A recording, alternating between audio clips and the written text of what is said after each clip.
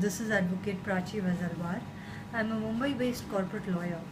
This is the third lecture in the series of lectures that I will be providing on NCLT. Section 245 deals with class action. It's a new provision which is inserted in the 2013 Act. This provision was notified on 1st June 2016. The first class action is filed in Mumbai. Class action per se is a very potent remedy for shareholder. In this video, I am trying to give you an overview of this remedy. The concept of investor class action has been introduced for the first time under the Companies Act in the aftermath of Satya. The concept of representative suits is not new. It is recognized in CPC Order 1, Rule 8. But class action per se, it is an exclusive provision dealing with claims for shareholders and depositors, wherein NCLT has an exclusive jurisdiction, and to that extent, it is a new remedy. A class action is a potent procedural device that permits one or more plaintiff to file and prosecute a lawsuit on behalf of a larger group or a class. For instance, a listed company may have several lakh shareholders who may have a common grievance, which they can take up otherwise in the absence of a class action by way of several lakh suits. But in case of class action, all these grievances can be consolidated into one class action.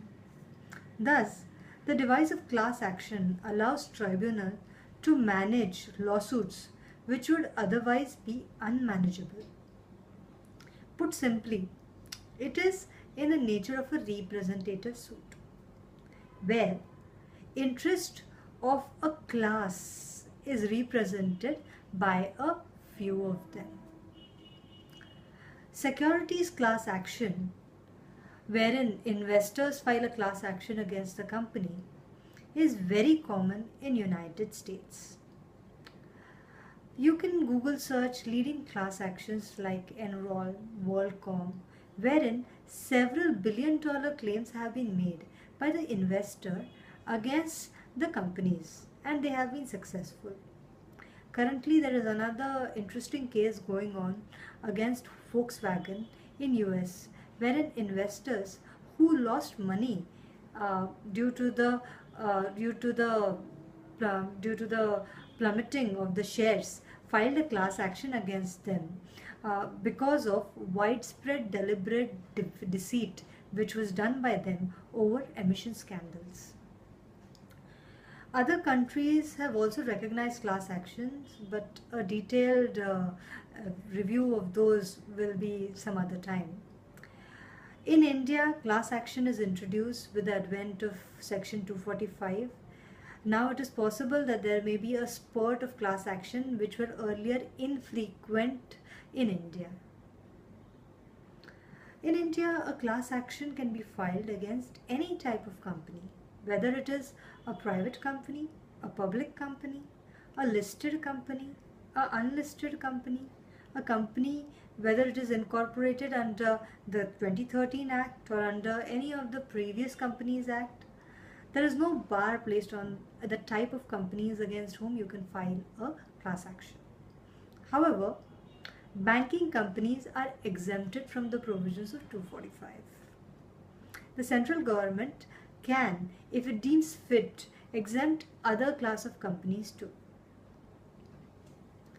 A class action can be filed by members or depositors, provided they fulfill the criteria provided in subsection 3 of section 245, which basically provides the number and percentage of shareholding or deposits that a person should have.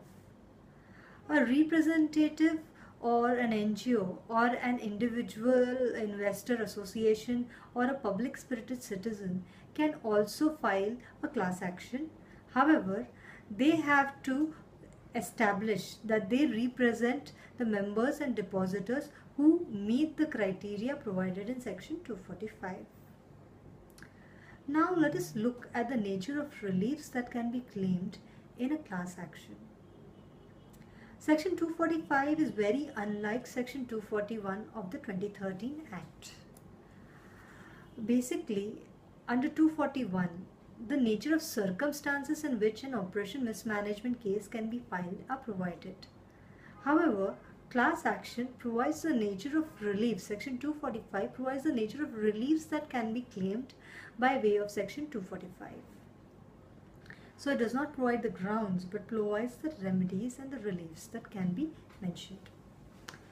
So a class action can be filed inter alia for seeking some of the following reliefs.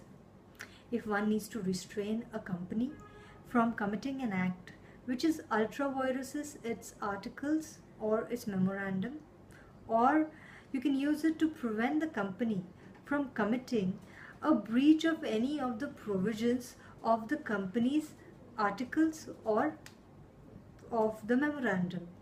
It can be used for invalidating resolutions which are passed by suppression of a material fact or by misstating any of the facts. So you can be induced to approve a resolution and thereafter you can file a class action to challenge the same.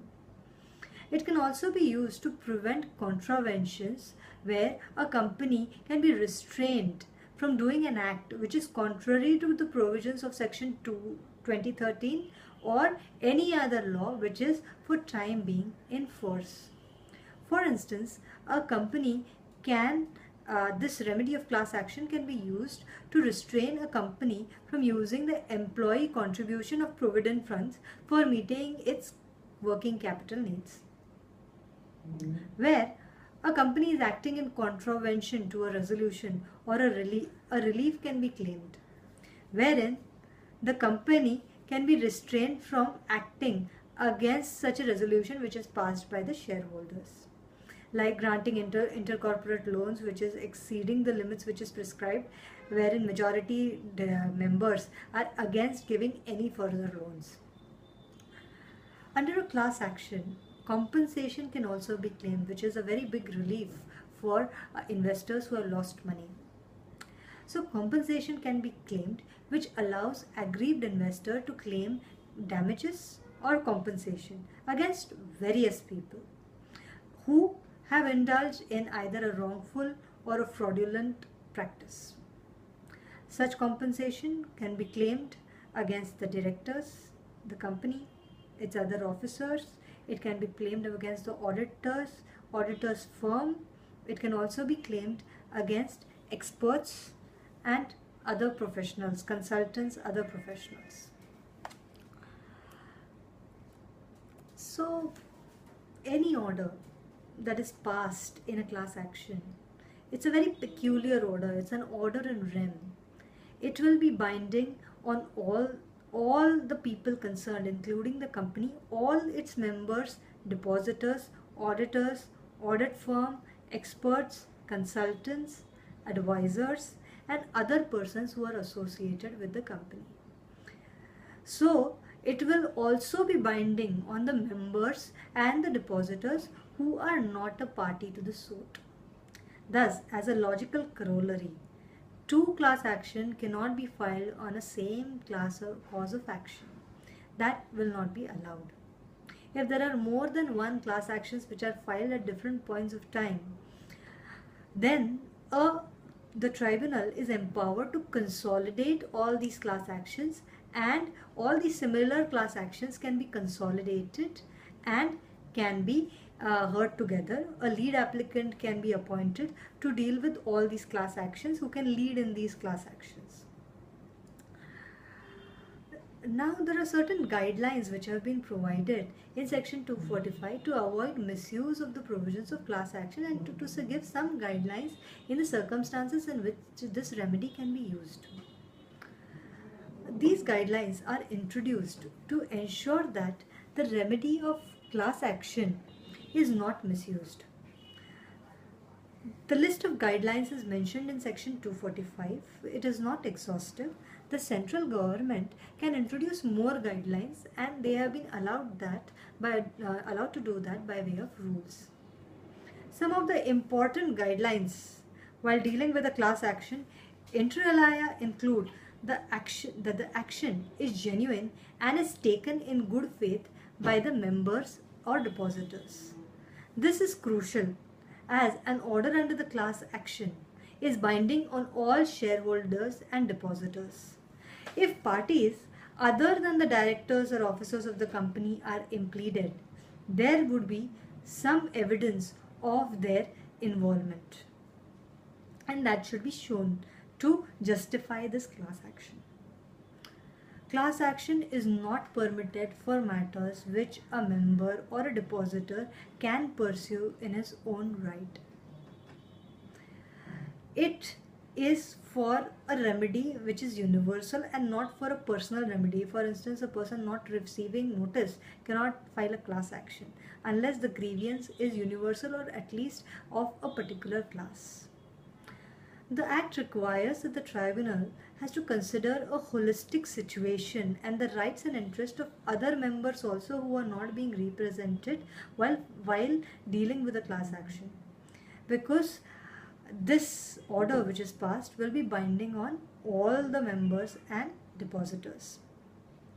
The tribunal will be slow in interfering in future actions that are authorized by the company before it occurs, because it is possible that such actions which can be later ratified by the shareholders, if they are challenged today, it is possible that they may be ratified tomorrow, and therefore an action today is not justified.